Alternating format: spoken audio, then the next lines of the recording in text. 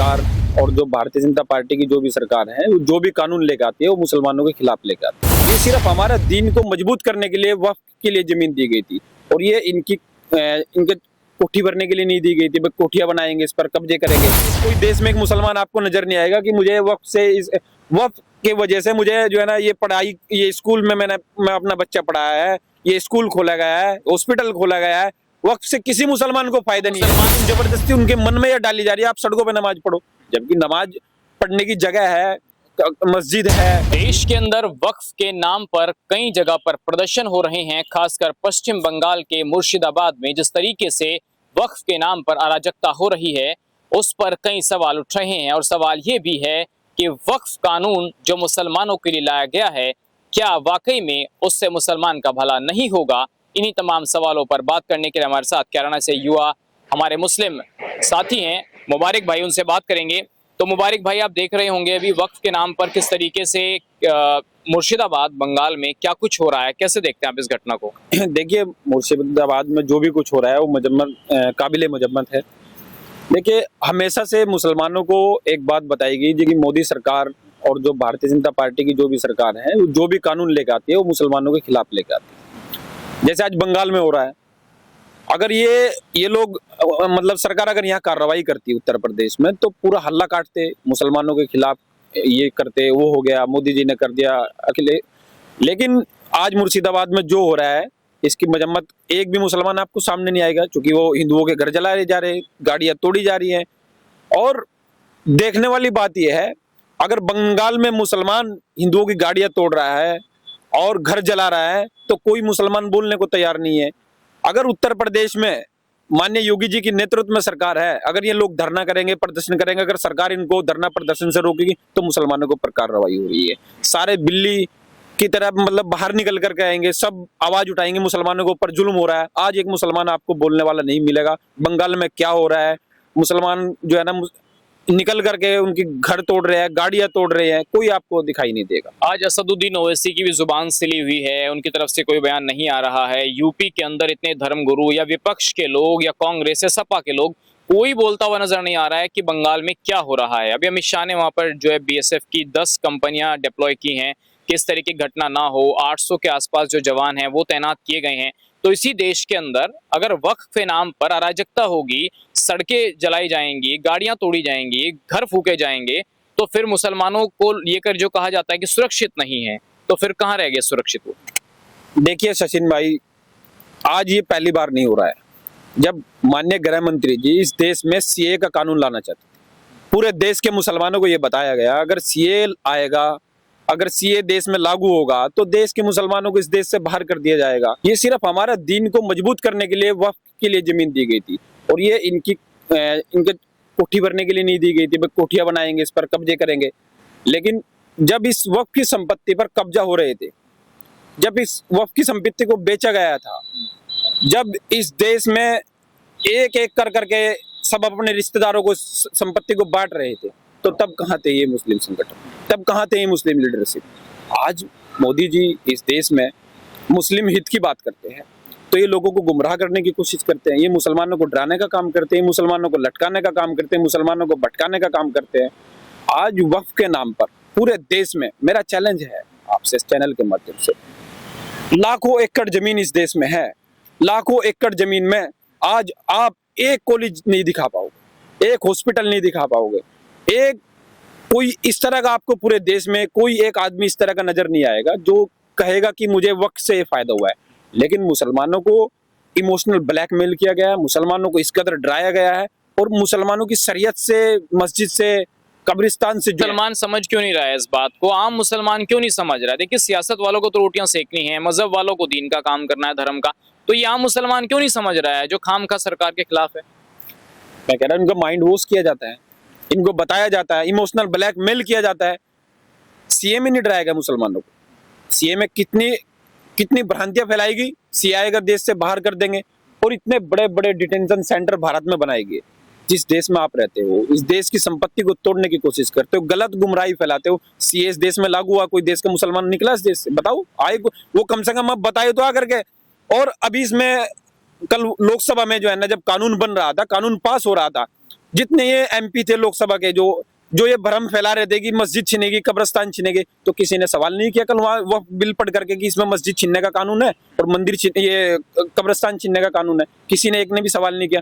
वहाँ जिस अखिलेश यादव को मुस्लिम समाज ने 2-2 बार 3-3 बार मुख्यमंत्री बनाया और उससे इतनी उम्मीद मुसलमान रखता है कि हमारा रहनुमा अखिलेश यादव है, हमारा रहनुमा जो है ना कांग्रेस के मतलब राहुल गांधी जी है।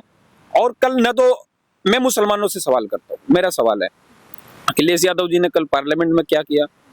वक्फ बिल को लेकर के उन्होंने क्या वहां भारतीय जनता पार्टी का राष्ट्रीय अध्यक्ष कब तय होगा, ये सवाल आप कर रहे हैं। जब आप मुस्लिमों हित की बात करने गए थे, आप वहां राष्ट्रीय अध्यक्ष चुनने गए थे या आप वहां वक्फ का विरोध करने गए थे? और सोनिया गांधी जी की पूरी फैमिली, राहुल गांधी जी, सिर्फ ये जो जमीयत उलेमा हिंद है, अरशद मदनी, महमूद मदनी, ये क्यों मुसलमानों को बरगलाते हैं? ये क्यों नहीं कहते कि देखिए जो सरकार काम कर रही है वो ठीक कर रही है, बल्कि वो तो ये कह रहे हैं जब कांग्रेस आएगी तो हम जो है वक्फ कानून को ही पलट देंगे, इसमें संशोधन कर देंगे। तो इस तरीके की बातें क्यों कही जा रही है? क्यों मदनी खानदान मुसलमानों के हित की नहीं सोचता है? देखिए सचिन भाई, वक्फ का जो कानून आया है, संशोधन कोई भारत में पहली बार नहीं हो रहा है। 2013 में भी संशोधन हुआ था और वो भी उसी लोकतंत्र के मंदिर में संशोधन हुआ था जिस लोकतंत्र के मंदिर में आज संशोधन हो रहा है। सिर्फ और सिर्फ मुसलमानों को डराने का, लटकाने का, भटकाने का इन लोगों का काम है। लेकिन आज अगर आम मुसलमान इस बिल को पढ़ेगा और इस बिल को पढ़ करके इसका विरोध करेगा तो मुझे नहीं लगता कोई देश में इसका मुसलमान कोई विरोध करेगा। क्योंकि जैसे सीए से डराया था, ट्रिपल तलाक, कोई दुबई में बैठा मुसलमान है, कोई सऊदी में बैठा मुसलमान और दे रहा है तलाक, जबकि तलाक देना मुस्लिम समाज में हराम है। और तलाक पर हमारी माताएं बहनें किस तरीके से पीड़ित थी, मोदी जी ने उस कानून को ला करके उस मुस्लिम महिलाओं को सम्मान बचाने का काम मोदी जी ने किया। तो जो भी कानून मोदी सरकार लेकर के इस देश में लाना चाहती है, चाहे वो सीए का कानून था, वो हमारा उस मुस्लिम समाज को उससे कोई लेना देना नहीं था। तो ये लैंड माफिया बिल बताया जा रहा है। देखिए बीजेपी वाले बता रहे हैं कि तो माफिया बिल था जो पहले चल रहा था, लेकिन संशोधन किया है हम लोगों ने, तो ये अब नहीं चलेगा। देश के अंदर सरकारी जो संपत्तियां हैं जिन पे मुसलमानों के कुछ रहनुमा बनने की जो बात करते हैं, उन्होंने कब्जे कर रखे हैं और यूपी में कार्रवाई शुरू भी हो गई है। देखिए ये देश माननीय अमित शाह जी के नेतृत्व में भारत आज है। योगी जी उत्तर प्रदेश को देखते हैं, इतना बड़ा प्रदेश है और प्रधानमंत्री जी की क़यादत में भारत चलता है। देश और दुनिया में भारत की छवि आज किस तरीके से दुनिया जानती है। अगर ये लोग सड़कें जाम करेंगे, सड़कों पर जो है ना अपना प्रदर्शन करेंगे, आपने प्रदर्शन करना है, आपने अपनी लोकसभा में एमपी भेजे है, आप उनसे विरोध कराओ, लोकतंत्र का मंदिर है। कर तो रहे हैं विरोध, इमरान मसूद और इकरा हसन कर रहे हैं, जमकर विरोध कर रहे हैं। नहीं तो आप विरोध करने की शक्ल, आप लोकतंत्र का मंदिर है वहां जाकर के विरोध करें, ना कि सड़कें जाम करेंगे या लोगों को उकसाएंगे, सड़कें जाम करेंगे और देश की संपत्ति को नुकसान पहुंचाएंगे। लेकिन सरकार भी अब की बार तैयार है सचिन भाई, अगर ये देश की संपत्ति को नुकसान पहुंचाएंगे और सड़कें जाम करेंगे तो सरकार भी इनके घर से पूरा करेगी। चलिए बहुत धन्यवाद मुबारक भाई हमसे बात करने के लिए। तो ये थे मुबारक भाई जिन्होंने वक्फ को लेकर और मुर्शिदाबाद हिंसा पर अपनी बात रखी। फिलहाल इतना तोड़ करके मुसलमानों को ऐसे डराया गया है, अगर ये वक्फ बिल पास होगा तो मुसलमानों की मस्जिद छिन जाएगी, कब्रिस्तान छिन जाएगी। जबकि वक्फ बिल के बारे में आम मुसलमान को नकल मतलब था, ना आज मतलब है। सिर्फ और सिर्फ वो मुसलमान को ये जब बताया गया ना मस्जिद छिनेगी, कब्रिस्तान छिनेगी, कल वक्फ बिल जो है ना लोकतंत्र के मंदिर में पास हो रहा था तो सब मुस्लिम सांसद भी थे, पक्ष के भी थे, विपक्ष के थे, तो लेकिन कोई एक, मुझे तो नहीं, जितने भी सांसद वहां विरोध कर रहे थे, कोई एक सांसद ये कहने वाला नहीं मिला कि हमने ये बिल पढ़ा है, इससे मस्जिद छिनेगी और कब्रिस्तान छिनेगी। क्यों नहीं वहां, क्यों सवाल नहीं किया? क्यों लोगों के बीच में आप झूठ भ्रांतियां फैला रहे हो? और सचिन भाई, वक्फ बिल आने से आम मुसलमान को फायदा होगा। आज मुसलमान सड़कों पर चिल्ला रहा है, शोर मचा रहा है कि जैन चौधरी साहब मुसलमानों को वोट लिया और वक्फ बिल के समर्थन में चले गए। मेरा खास तौर आपके चैनल के माध्यम से बताना चाहता हूँ, कल मुसलमान को जब कॉलेज मिलेंगे, हॉस्पिटल मिलेंगे और बच्चे शिक्षित हो गए और देश की तरक्की में मुसलमान भी खड़ा होगा, तो कल हम लोगों को तब पता चलेगा अखिलेश यादव जी कहाँ खड़े थे, जो हमें टोपी जैन चौधरी साहब उड़ा रहे थे कि अखिलेश यादव जी उड़ा रहे थे। उस पर भी आऊंगा मुबारक भाई, लेकिन ये बताइए कौन वो लोग हैं जो, आप तो इस्लाम को जानते हैं, उसी धर्म से आते हैं, जो इन मुसलमान के जो बच्चों को गुमराह करते हैं, जो उनके हाथ में पत्थर देते हैं, वो कहते हैं कि नहीं इस्लाम तो शांति प्रिय धर्म है। फिर कहाँ शांति रहेगी जब आप सड़कों को तोड़ेंगे, गाड़ियां फूकेंगे, बच्चों के घर जलाएंगे, महिलाओं के को बदतमीजी करेंगे, तो कहाँ फिर शांति प्रिय धर्म रह गया? कौन वो लोग हैं जो भारत में रहकर इस्लामिक मानसिकता को बढ़ावा दे रहे हैं? आप देखिए अभी इस्लाम के अभी आपने इस्लाम का जिक्र किया। इस्लाम एक ऐसा मजहब है, अगर आप उसको अच्छी तरीके से आप इनको बताएंगे, अगर अच्छी तरीके से इस्लाम को जानने की आप कोशिश करेंगे, इस्लाम तो ये कहता है अगर सड़क पर पत्थर पड़ा हुआ है तो उसको भी हटा के चलो, किसी हमारे हिंदू भाई को तकलीफ ना हो। लेकिन कल हमारे ही कुछ पॉलिटिकल लोग बता रहे थे अगर सड़क पे आप नमाज पढ़ेंगे, जबकि सड़क से हमारे इस्लाम कहता है कि सड़क पे हम पत्थर भी हटा के चलेंगे, सड़क तो चलने के लिए है। जबरदस्ती मुसलमानों को ये बताया जा रहा है कि आप सड़कों पे नमाज पढ़ो।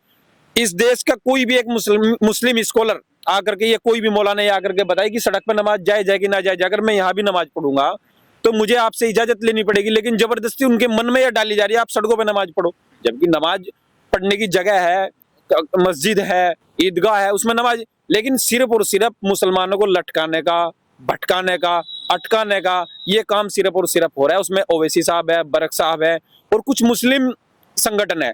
देखो आज वक्फ का मैटर, आपने अभी वक्फ का जिक्र किया। वक्फ से एक भी मुसलमान को इस देश में, कोई विधवा, कोई एक महिला आपको ये नजर नहीं आएगी कि वक्फ से मुझे ये फायदा हुआ है, या मुझे वक्फ से, कोई देश में एक मुसलमान आपको नजर नहीं आएगा कि मुझे वक्फ से, इस वक्फ के वजह से मुझे जो है ना ये पढ़ाई, ये स्कूल में मैं अपना बच्चा पढ़ाया है, ये स्कूल खोला गया है, हॉस्पिटल खोला गया है। वक्त से किसी मुसलमान को फायदा नहीं। इस खबर को अगर आप फेसबुक पर देख रहे हैं तो हमारे फेसबुक पेज को लाइक और फॉलो जरूर कीजिए, और अगर आप यूट्यूब पर देख रहे हैं तो हमारे चैनल को यूट्यूब पर जाकर अभी सब्सक्राइब कीजिए।